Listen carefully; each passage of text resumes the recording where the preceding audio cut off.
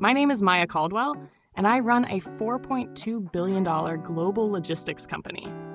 That sentence sounds like it belongs on a business card or a headline, but most weekends, it's the thing my family laughs about over cold pasta and better wine than I brought.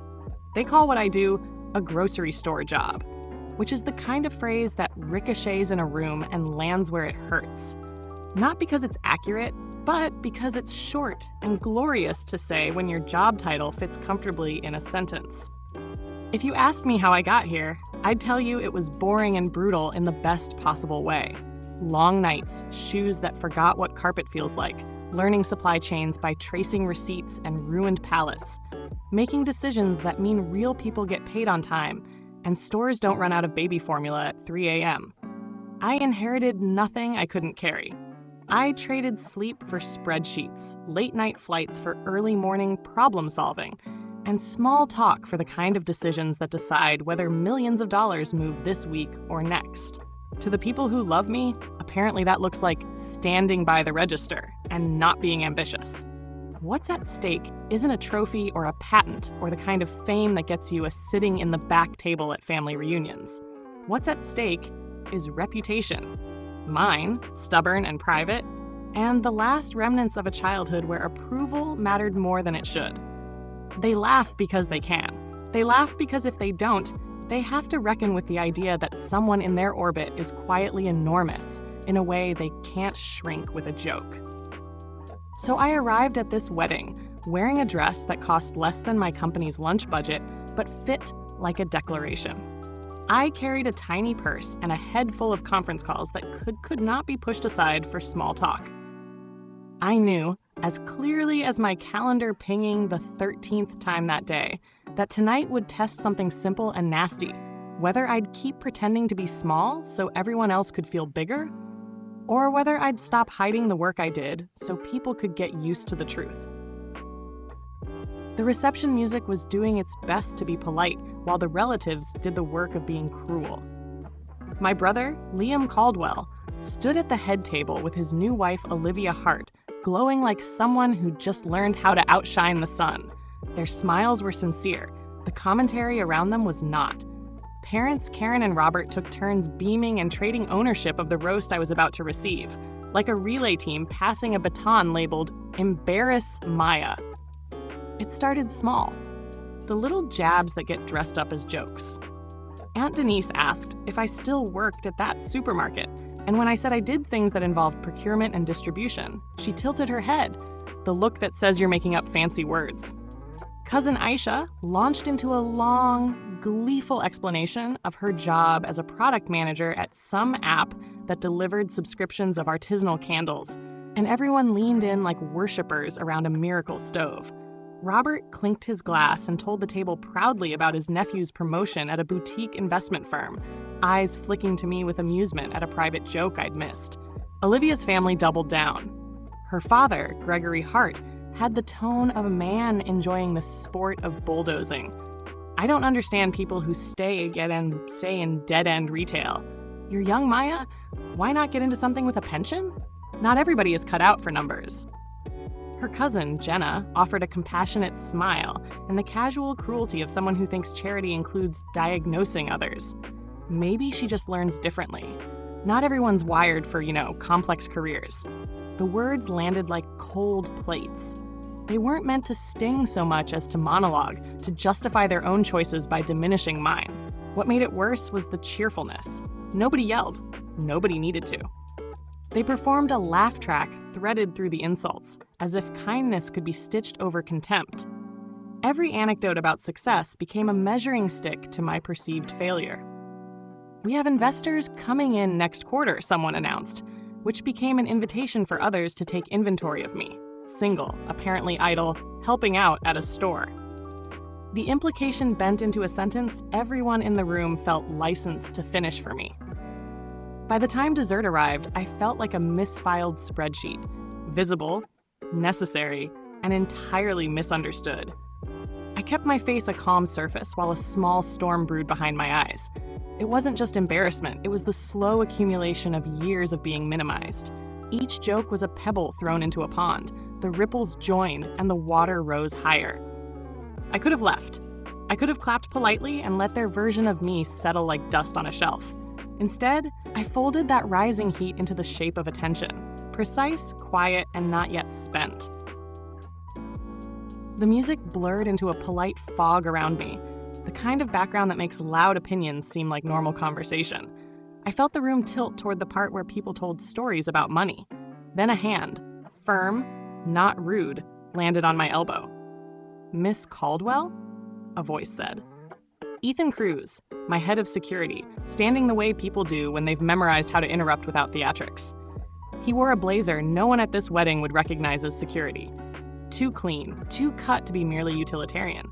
He looked like he belonged in boardrooms I'd been in at 3 a.m. for the last 10 years. "Excuse me?" I said, not moving my smile.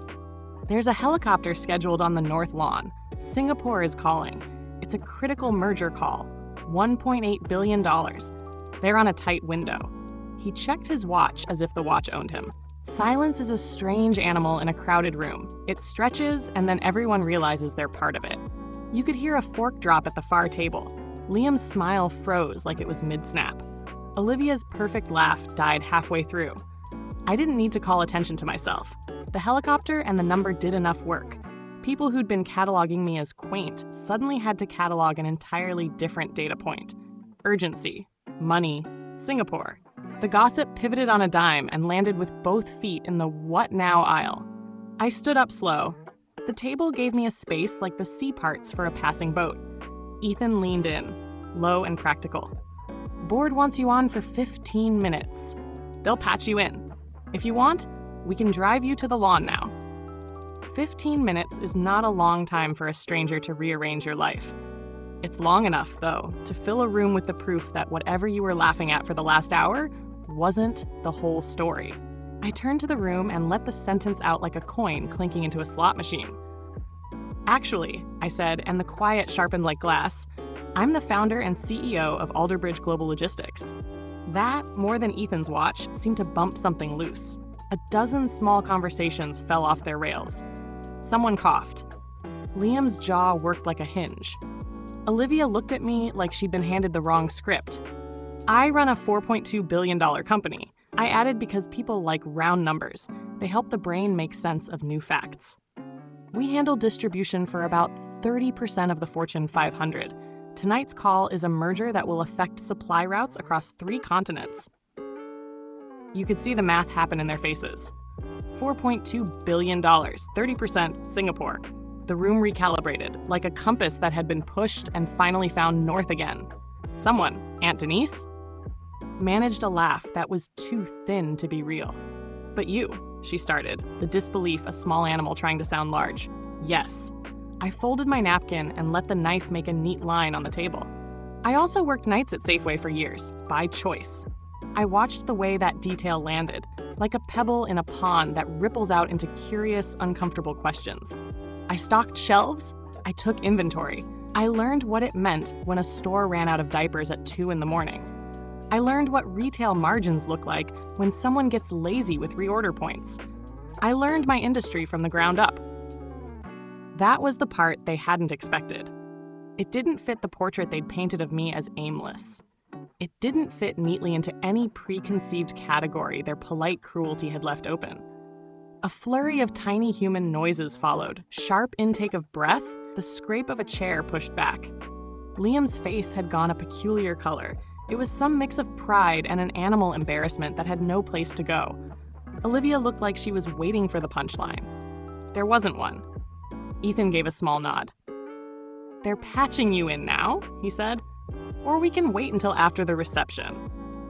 I looked to the keyboard of my phone, the tiny icon blinking with the name of the Singapore consortium I'd spent months courting. Then I looked back at the room full of people who'd been measuring me under their own light. "Tell them I'm on my way," I said. I shouldered my clutch, smoothed the front of my dress as if it were armor, and let the doorway open. The helicopter on the north lawn was waiting like a punctuation mark.